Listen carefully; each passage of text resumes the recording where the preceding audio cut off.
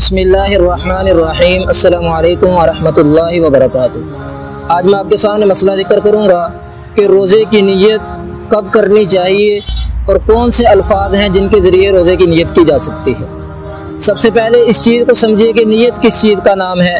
نیت دل کے پختہ ارادے کا نام ہے، اور کوئی بھی نیک اعمال ہے، ہر نیک اعمال کے لیے نیت کا ہونا ضروری ہے۔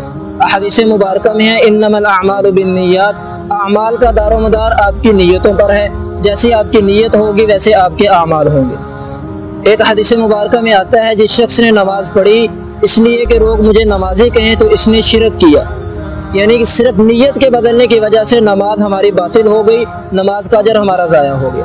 اسی لیے روزے کے لیے بھی نیت کا ہونا ضروری ہے۔ اب نیت دل کے پختہ ارادے کا نام ہے۔ آپ نے کسی کام کے کرنے کا پختہ ارادہ کر لیا، یہ اس کام کی نیت ہے۔ ظہر کی نماز کا وقت ہے، آپ وضو کر کے مسجد کی طرف جا رہے ہیں تو آپ دل میں یہ ارادہ لے کے جا رہے ہیں کہ میں ظہر کی نماز ادا کرنے کے لیے جا رہا ہوں۔ زبان سے ادا کرنا ضروری نہیں۔ اسی طرح روزہ ہے، رمضان المبارک شروع ہوگا تو تراویح ادا کرنے کے بعد ہم نیت کر لیتے ہیں کہ صبح سحری کرنی ہے، تو سحری اسی مقصد کے لیے کی جاتی ہے کہ ہم روزہ رکھ سکیں۔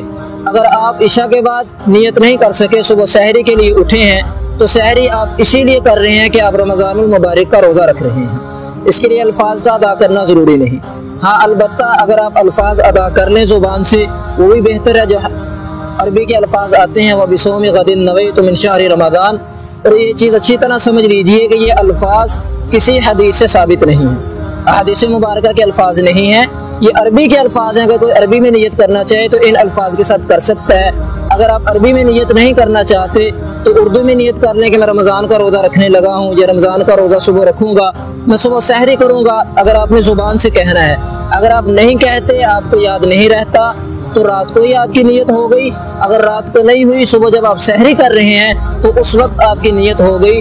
علیحدہ سے نیت کا کرنا ضروری نہیں ہے۔ اللہ تعالیٰ عمل کی توفیق عطا فرمائے۔ وآخر دعوانا ان الحمد للہ رب العالمین۔